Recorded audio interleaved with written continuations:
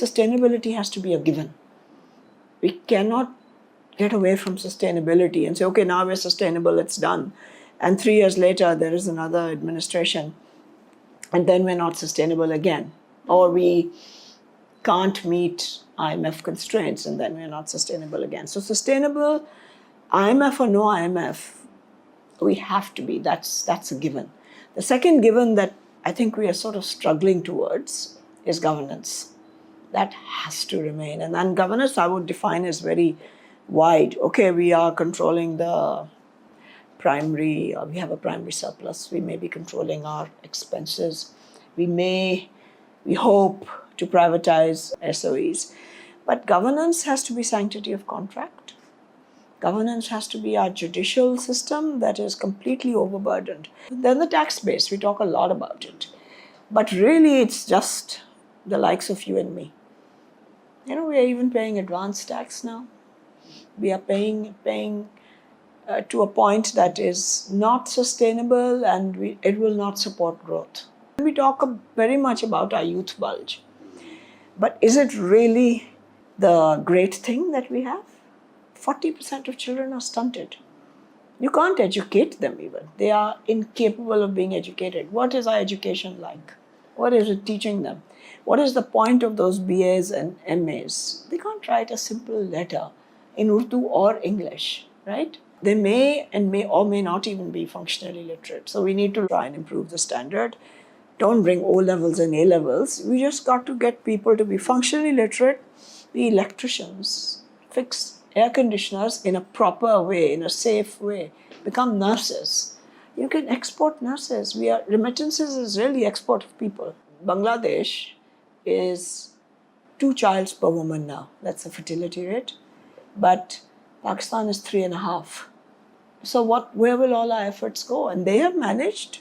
They're a conservative Muslim country, but they have managed to do that and brought this down to replacement level. While we are still at 3.5 and we used to be at 8. So okay, there's progress, but 3.5 won't hack it. So these are the things we have to look at. And if we don't look at these long-term things, unfortunately, and just search for sustainability, then we are not going to achieve much.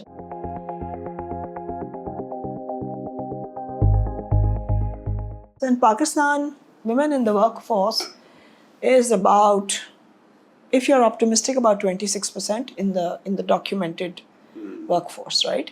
If you look at Saudi Arabia, it's 36%. And you think they all stay at home, right? Why is it 36%? Indonesia, another Muslim country, is 53%, more women than men, right? Bangladesh, 33%. And these percentages make huge differences. Sri Lanka, about 40%. So how have they managed this? By documenting the economy. Women work in this country. There is no doubt. They work and they earn. Who cleans your home? Yeah, who comes walking to clean your home? It's a woman, right? She comes, she cleans, then she may go to another house, and then they will go back home, maybe to a husband who doesn't work. Go to agriculture. The average size of our dairy production is 3 or 4 buffaloes, something like that, right? Who looks after them? Women, absolutely women, from start to finish. They run the vegetables, they run the dairy, then they bring up the children as well. So they run the agricultural economy and a lot of parts of the urban economy, women working from home, undocumented, supplementing income by cooking or sewing. They are actually doing that, but what happens? It's not documented, but there is a way around this. I'm quite hopeful on women, actually. I'm sounding very dismal at the moment, but I'm very hopeful on women, frankly. Why? One, there's a noise about it now, okay? Everyone knows about harassment. Everyone knows that there's legislation, and the legislation has been effective and is effectively used and comes in the press.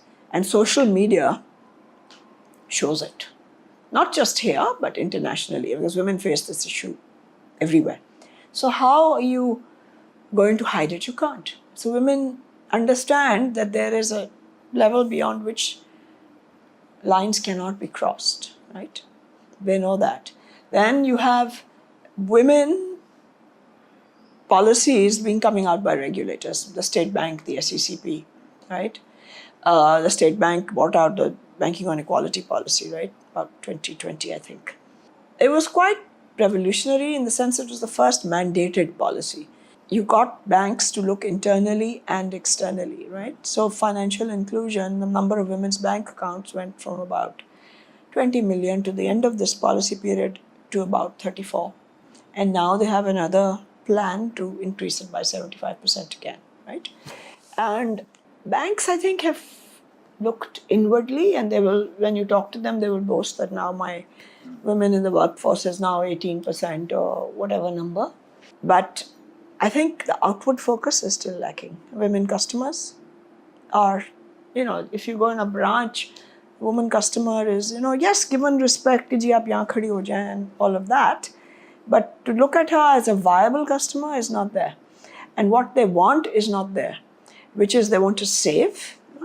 And I've done too many focus groups on that to know. And then they want loans. And those are still sadly lacking. So Banking on Equality version 2, I'm told, will come and try and look at these aspects. But you'll be happy to know that other countries, particularly in Africa, have actually taken lessons from this policy. So, it's got an international reach as well.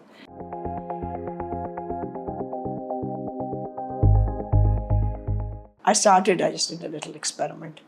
I called my office PN and said, give him this app. So they're very comfortable with TikTok, WhatsApp, Insta, Google Maps, right? They're very comfortable. With these apps, no. Why not? At first, it's in English. Even if you have an Urdu version, it's not intuitive. Everything else that you get on your phone that comes from many places in the world is intuitive. Phones, when you buy them, now they don't have a user manual, do they? The stupid smart TVs probably need it, but the phone does not, and they use it intuitively. But is the bank's digital apps? Yes, people talk about them. Yes, I couldn't live without one now.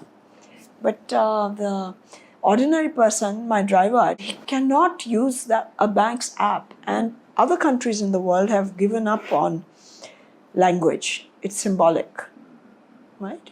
It's like an airport, right? You have to have the walking, you have to have the toilet sign, because people will otherwise not know where they're going. So if they can make it symbolic, simple Urdu, not heavy Urdu, which most people don't understand, then I think it will take off much hugely, although it's done very well, but there's a long way to go.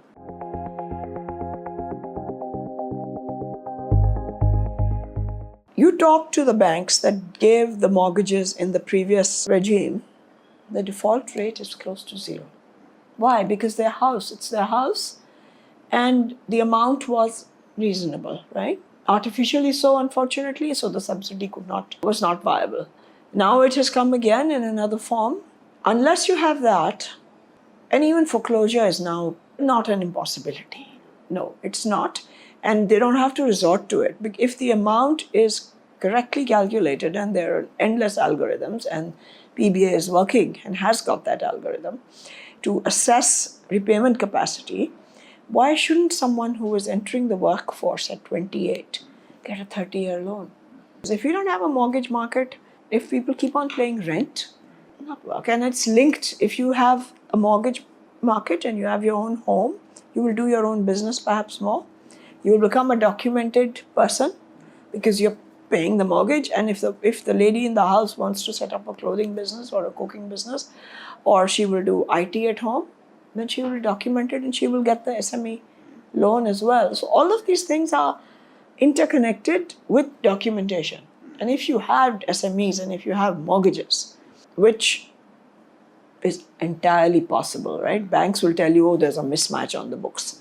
But the size of their treasuries and the size of their investment portfolio can very easily take that much unhedged. And then once a mortgage will grow, those matching funds will appear.